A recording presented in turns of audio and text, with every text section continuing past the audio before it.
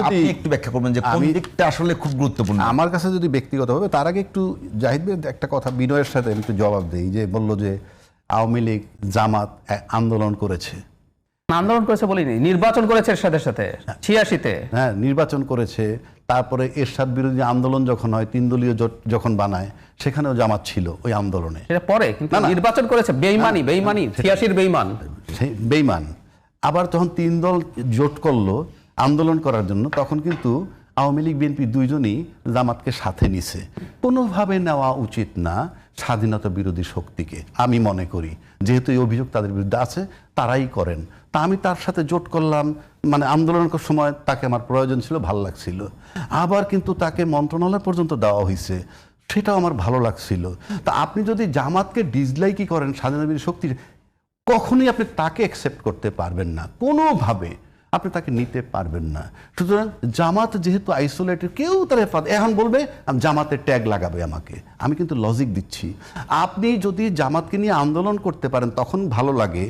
আজকে জামাত নিজে নিজে আন্দোলন করতেছে। হ্যাঁ, আন্দোলন করতেছে কেন?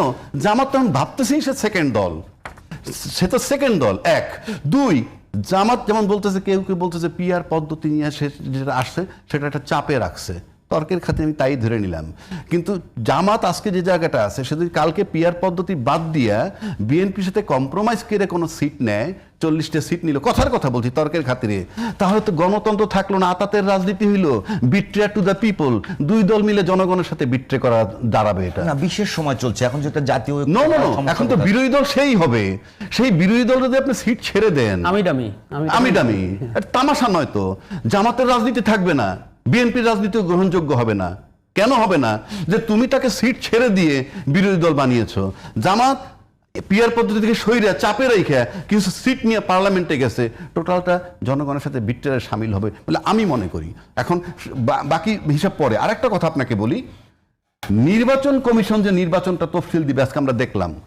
আচ্ছা, তফসিল দেওয়ার সময় কিন্তু তাকে বলতে হয় সংবিধানের এত নম্বর অনুচ্ছেদ মোতাবেক এই ক্ষমতা। এটা তো মানে পরে আলোচনা করবেন নাকি আগে করবেন? আমি যেটা বলছিলাম যে আচ্ছা, গণভোটটা নিয়ে যে বিতর্ক তৈরি হচ্ছে, একে তো প্রথম গণভোটটা নিয়ে বিতর্ক তৈরি হচ্ছে। গণভোটটা করতেছে কেন শুনেন? গণভোটটা করলে এখন গণভোটটা আগে না, মানে আগে নাকি ওই দিন? আমি বলি, আমার বিবেচনা যদি আগে করে, গণভোটটা আগে করলে, গণভোটে হ্যাঁ হইলে কিন্তু একটা আইনি ভিত্তি হইলো জুলাইয়ের। যদি না হয়, না হইলে তো সেই আলাপ করছি না আমরা, কথাটা না হয়টাও বলতেছি। যদি হয় তাহলে একটা আইনি ভিত্তি হইলো, তার আলোকে আপনি নির্বাচন করবেন। একদম সিম্পল, কোনো কথা নাই। আপনি হা ভোটে জয়যুক্ত হইলেই ওইটার আলোকে যেতে হবে। আর যদি সেটা না হয়, যে গণভোট পাশ করলো না, তখন আর এক জটিলতা হবে, নির্বাচনটা কিভাবে যাবে তাহলে? এতদিন পর, এত আন্দোলনের পর সব তো ভায়োলেট করে আসছে।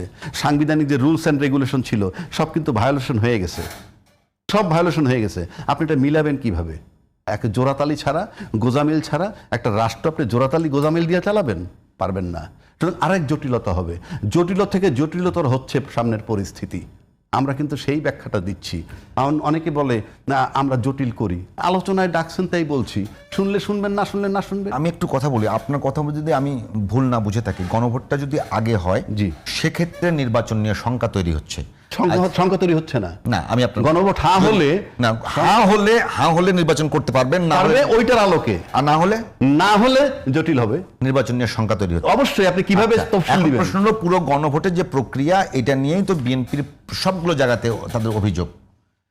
এখন একটা জিনিস, আমি একটা কথা বলি, বিএনপি যদি এই গণভোট, বিএনপি যদি এই গণভোটকে তারা হ্যাঁ না বলে, বিএনপি যারা আছে ধরেন 35%, আর ফেসিবাদী যে শক্তি আছে তারা তো না চাইতেই পারে, ভাই যেটা বলছিলেন, সেক্ষেত্রে এই গণভোটে জুলাই সনদ পাশ হওয়ার কোনো সম্ভাবনা আপনি দেখছেন?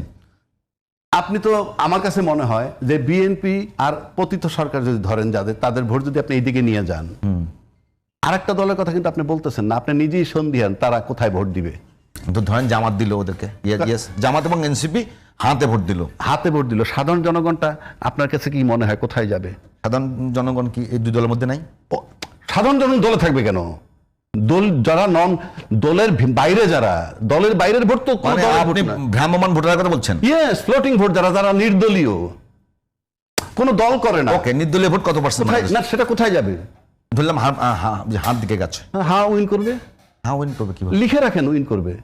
আমি একটা ছোট বলি রাজ্জাকি ভাই, যদি হ্যাঁ ওইদিকে যায়, আচ্ছা বিএনপি যদি হার্ডকোর ভোটার 35% হয়, 35% আপনি- আমি বলি আওয়ামী লীগের যদি আওয়ামী লীগ জাতীয় পার্টি সহ মিলে যদি সব যদি 20% হয়, তাহলে তো 55% হয়ে গেল। কোথায় আপনি যে 35% ধরতেছেন, হার্ডকোর ভোট 35 এবং বিএনপি এবার নির্বাচনে ওই যে আপনি বলেন সাধারণ ভোট পেয়ে, আপনি কি মনে করেন 35% ভোটার মানে কি তামাশাই 35% ভোটারই যায় কমপ্লিটলি? না না। আচ্ছা আপনি বাড়ায় ধরছেন, দাম বাদ দেন, আর ঠিক আছে 35 আর 20 20 কোথায় ধরলেন? মানে আওয়ামী লীগ জাতীয় পার্টি সব জাতীয় মিলে পার্টির কত পার্সেন্ট ভোট আছে? সব মিলে সব আওয়ামী লীগের 20% কি আছে? আপনি যদি ওইভাবে আমি বলি আওয়ামী লীগের ওইভাবে 20% শুনেন, আছে। ওইভাবে আপনি 55 নিয়ে জিতে যেতে পারেন, কথার কথা বলছি, but reality is not that.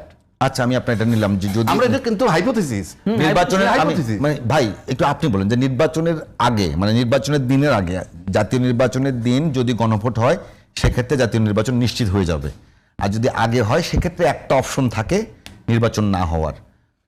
আমি বলি আপনাকে, আপনি যদি এখন তো তাহলে বলতেছি- কোনটা ভালো না আছে? এখন তো হালকা বলতেছি, এটা কিন্তু গভীর থেকে গভীরতর হবে। যদি আপনার জুলাই সনদের আইনি ভিত্তি হা ভোটের মাধ্যমে হয়, আমরা তো হান গণভোটে আছি, হায়ের মাধ্যমে যদি জয়লাভ করে তাহলে কিন্তু কোনো অপশন থাকবে না, এইটার আলোকে আপনি নির্বাচনে যাবেন, তাহলে কিন্তু আপনি আইনি ভিত্তি পাচ্ছেন। আর এটা যদি না হয়ে যায় আপনার তফসিল দেওয়ার জটিলতা হবে, তাকে বলতে হবে সব ভেস্তে যাবে। ইয়েস, জটিল হবে।